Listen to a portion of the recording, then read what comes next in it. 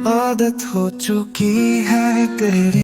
नूपुर की बात सुनकर ख्याति ने हैरानी से उसकी तरफ देखा और अगले ही पल दोनों फ्रेंड्स जोरदार ठहाका लगाकर हंस पड़ी। तभी आयाम ख्याति के पास आया और बोला, hello miss Mehta, I hope अब आपको कैरेक्टर के साथ कनेक्ट करने में कोई भी प्रॉब्लम नहीं आएगी। आपको अपने पहले सीन के लिए ऑल द वेरी बेस्ट। मैं अपना बेस्ट देने की पूरी कोशिश करूंगी। ख्याति ने पोलाइट होकर आयाम की तरफ स्माइल पास करते हुए कहा और सेट पर चली गई। वहीं कुछ दूरी पर नूपुर खड़ी थी। तभी वहाँ निधि आ गई और उसने कहा, जब मैं कार से उतर रही थी तो मैंने देखा था कि आसपास भीड़ जमा थी। आखिर यहाँ क्या हुआ है? निधि ख्याति की मैनेजर थी, इसलिए नूपुर ने उसे जो कुछ भी हुआ था सब सच सच बता दिया। निधि ने अपना सिर पीटते हुए कहा, आखिर तुम लोगों की प्रॉब्लम क्या है? जब मैं आसपास नहीं रहूं तो कम से कम प्रॉब्लम क्रिएट मत किया करो। क्या तुम जानती हो ये सब करने से ख्याति का करियर किस तरह से बर्बाद हो सकता है? करण बत्रा कोई नॉर्मल शख्स नहीं है, उसकी इंडस्ट्री में बहुत पहचान है। नूपुर ने लापरवाही से अपने कंधे उछाले और बोली,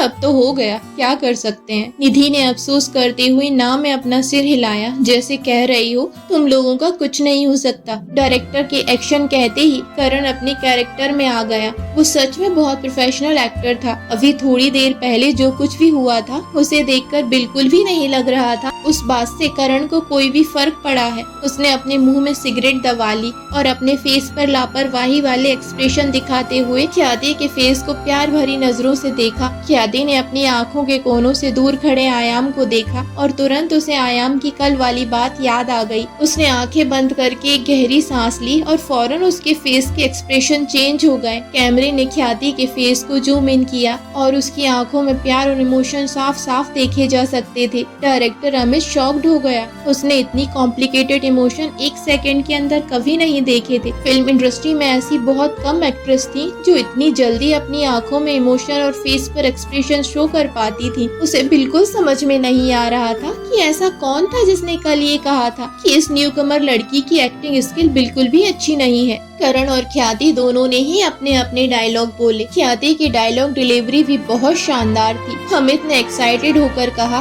ओके ओके सीन ओके। जैसे ही डायरेक्टर ने ओके कहा, करण के फेस के एक्सप्रेशन एकदम से बिगड़ गए। सेट पर बाकी लोग भी शॉक्ड हो गए थे। किसी को भी उम्मीद नहीं थी कि कल डायरेक्टर ने जिस तरह से ख्याति को इंसल्ट किया था, आज ख्याति एक ही टेक में सीन ओके कर देगी। सिर्फ एक शख्स जो बहुत कॉन्फिडेंट था वो थी नूपुर। उसे अपनी फ्रेंड पर पूरा ट्रस्ट। और वहीं एक और शख्स दूर कोने में खड़ा होकर स्माइल पास कर रहा था, वो आयाम था। उसके दिल में ख्याति के लिए अजीब सी फीलिंग पसर गई थी। एकांशी ने अपनी आंखें सिकोड़ ली। कल वो भले ही ख्याति पर हंस रही थी, लेकिन आज उसे ख्याति से एक अनजानी सी इनसिक्योरिटी फील होने लगी थी। आज ख्याति की एक्टिंग और एक्सप्रेशन सच में शानदार थे। एकांशी को बिल्कुल समझ में नहीं आ रहा था कि आखिर इस लड़की को कल हुआ क्या था। ख्याति ने धीरे से करण की तरफ देखा। उसकी आंखों में अलग सी चमक थी। करण के फेस के एक्सप्रेशन बहुत बुरे थे। सेट पर नूपुर, ख्याति और करण के बीच में जो शर्त लगी थी वो बात सेट पर हर कोई जानता था। नूपुर जो कुछ ही दूरी पर बैठकर ख्याति को देख रही थी,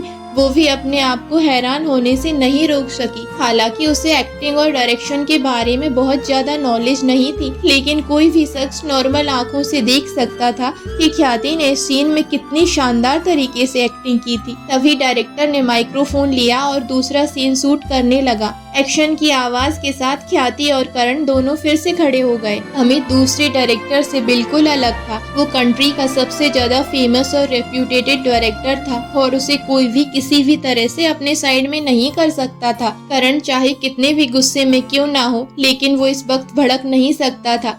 हालांकि जब उसने ख्याति के साथ अपनी शर्त के बारे में सोचा तो खुद को डिसअपॉइंट होने से रोक नहीं सका। करण बिल्कुल भी नूपुर जैसी नॉर्मल लड़की से माफी मांगकर अपनी रेपुटेशन खराब नहीं कर सकता था। अगर उसने ऐसा किया तो इंडस्ट्री में उसकी क्या इज्जत रह जाएगी। डायरेक्टर ने माइक्रोफोन उठाया और कहा, एक्शन। लेकिन इस बार करण के ख्यालों में ख्याति से लगाई शर्त और नूपुर से माफी मांगने वाली बात घूम रही थी। लाख कोशिश करने के बाद भी करण फोकस नहीं कर पाया। कई रिटेक लेने के बाद डायरेक्टर गुस्से में चिल्लाया, करण तुम क्या कर रहे हो? क्या तुम पहली बार एक्टिंग कर रहे हो? तुम्हें नहीं पता एक्सप्रेशन कैसे दिए जाते हैं? कई बार रिटेक लेने के बाद भी करण ये सीन शूट नहीं कर सका और लास्ट डे के कंपैरिजन में ख्याति का आज का परफॉर्मेंस बहुत शानदार था। आज पूरे दिन ख्याति बहुत शांत थी और उसने हर शॉट एक ही बार में ओके किया था। इसके अपोजिट एकांशी और करण के हर शॉट में बार बार रिटेक लिए जा रहे थे। यहाँ तक कि सपोर्टिंग कैरेक्टर भी बार बार रिटेक ले रहे थे। डायरेक्टर गुस्से से भर गया और उसने माइक्रोफोन उठाकर चिल्लाते हुए कहा, करण तुम्हें क्या हो रहा है? तुम इतने बड़े एक्टर हो, क्या तुम छोटे छोटे सीन भी एक टेक में ओके नहीं कर सकते? नए लोग तुमसे क्या सीखेंगे? करण एम्बैरेश होकर बोला, I am so sorry sir, आज मेरी तबीयत थोड़ी ठीक नहीं है। डायरेक्टर ने माइक्रोफोन उठाया और बोला, आधे घंटे का ब्रेक लेते हैं। इतना सुनकर हर किसी ने राहत की सांस ली। वीके ग्रुप ऑफ इंडस्ट्री का सीईओ केविन ऑफिस